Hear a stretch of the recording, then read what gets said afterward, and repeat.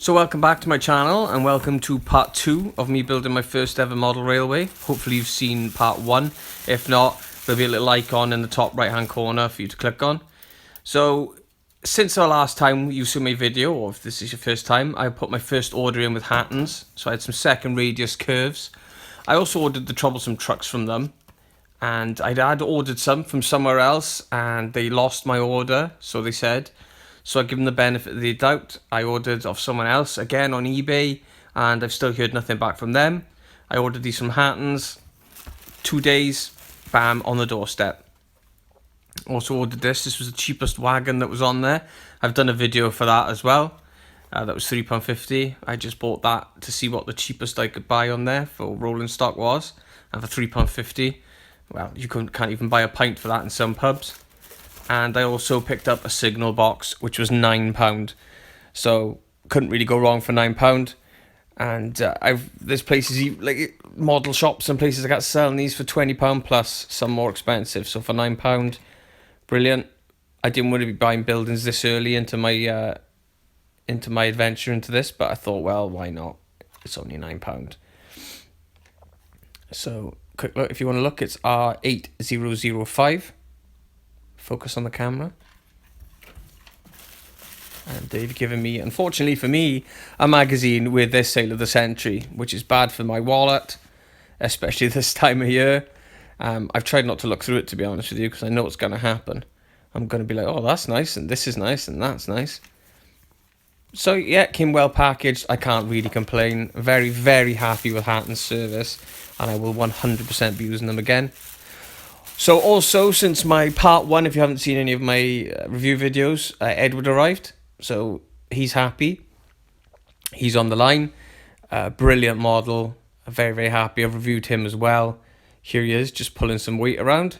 He's got Annie and Clarabelle, 2 Christmas wagons. I know we're still in November, but and a Pullman brake coach. I love this model. He's brilliant. Even though, as I've said in my review, he's not show accurate, but to be honest with you, I'm really not bothered. So I picked up a couple of track packs as well, just for sidings, and I've got 2 E's there and an A. So I'm very, these have been added on. So as I said in my last video, I was using a pressed polystyrene jab light flooring, it's called. I was available from B&Q. And while brilliant, I did manage to damage it trying to get it up the stairs, and then I've damaged it a few more times. So I went to MDF. This is 8 foot by 4 foot, and it's 12mm. It's replaced the jab light flooring foam, which I will keep and I will use to make stuff out of. So we got some hills and mountains and stuff like that. I'll make it. But I think this was the best thing to do. It also means I can pull up a chair and I can work on it. It's mounted on shelving cases. So like all the stuff that I buy that's not running at the time can be kept underneath, kept neat and tidy and damage free. Especially if I start buying more expensive things. So this is it this morning now. The sun is shining through the window, which is amazing for November. And this is a rough layout of how I want things. So at the front right, this is pretty much how it's going to stay. We're going to have we've got two lines. We've got your branch line and we've got your main line. The little 040 is on the main line at the moment. So we've got 3rd and 2nd radius curves. And we've got a selection of sidings. Now, as I'm going for a fairly rural or small country town layout, I decided that this is enough. I don't really need more ovals. I don't really need to go crazy with the layout. So I'm pretty happy with that. So in this area here, I'm planning to have a little country station and maybe an engine shed. But we are literally going to stick to one express line and one branch line. And then we've got a little bit of storage, as you can see here. We've got Edward and we've got the Tornado. Everything seems to be working fine. And I'm still using old style controllers on this. I have started to look into digital. As I know, all these trains here, apart from the little 040, are DCC ready. So that's not going to be a problem to convert over.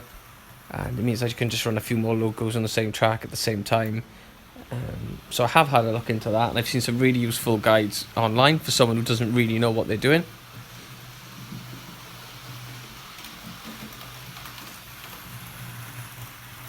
So I have looked into what I'm going to do. My plan basically is to, at the moment, nothing is screwed down board wise, so I'll be able to slide the board forward, go underneath and work from the back. So my plan is to decide what I want to do with the back of the layout first. So we know it's going to be 2 lines at the back of the layout, and I think I'm going to build a tunnel out of foam and maybe a level crossing with a road coming in, and I'm going to work towards the back. Once the back part is done and I'm happy, it can be put back into place permanently, and then I can screw it down, and where the screw access holes will be, I will cover them over with something that's removable, so if I do need to unscrew it, I haven't got to destroy things to get through.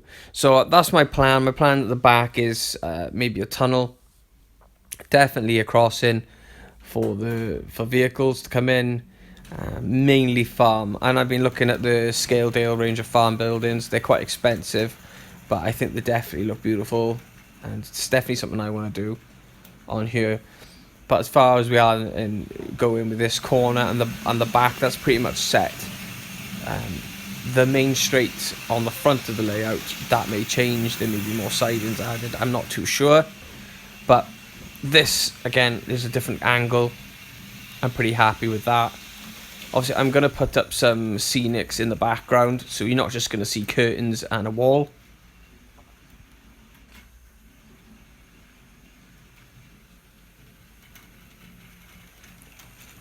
And if I go DCC, obviously I can put the points on the controller. If I stay analog, I can still put in some point motors. Although most of the points are at the front of the layout, so I don't really need to have them. But it's just, it's no easier really than just flicking the switch. But obviously with DCC, with more locos running and stuff, it might as well have it. So I haven't really decided on 100% the theme. It's definitely going to be era 2, 3, 4, maybe 5.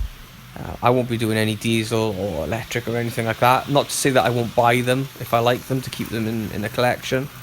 But the main idea is to have sort of 4 logos of any type on the any type of matching era at the same time. So, as I said, gonna have a little country station here, maybe a single engine shed. The signal box I've already got, possibly a water tower. I want to keep it quite sparse. I have an idea in my head of what I'm going to do. Obviously, it'll start to transpire. It's just trying to take my time and do it bit by bit.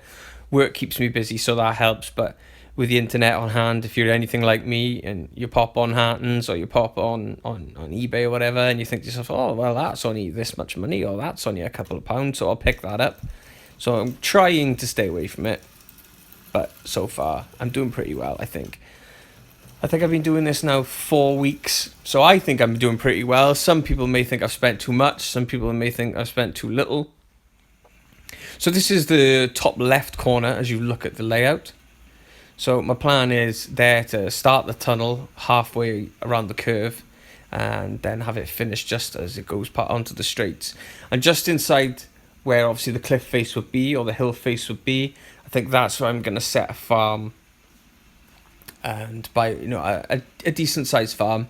So I plan to have obviously the main farmhouse, and then we're going to have the barns, tin huts, that type of thing, and then cows and sheep. I've looked at the Bachman range of figures, so there'll be definitely something that I fancy.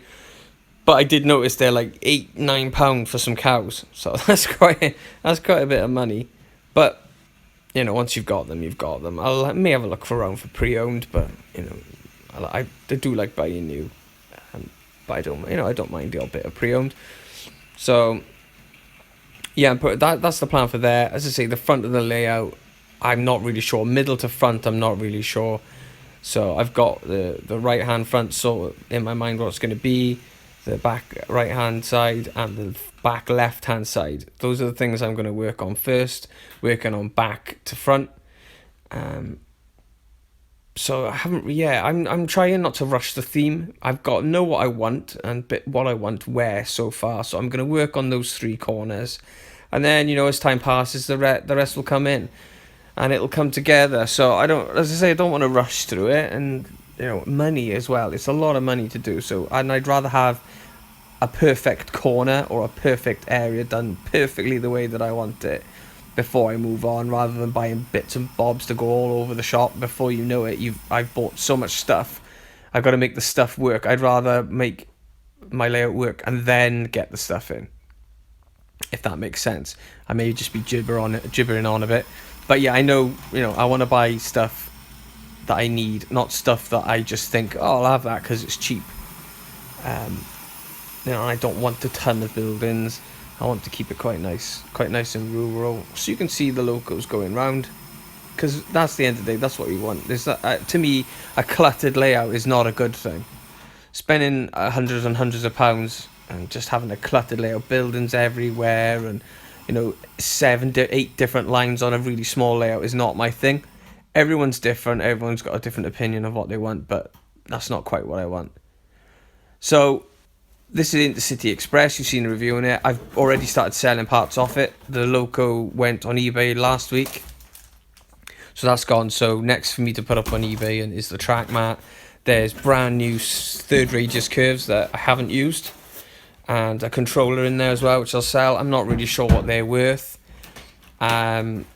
I think I'll just put them up no reserve. I bought the Santa's Express set. I purely bought this just because I wanted first radius curves, in case I decided to go for a second first radius layout rather than a second radius. So that logo hasn't even been out on the circuit yet. It hasn't been out on the track, so that'll probably go for sale as well.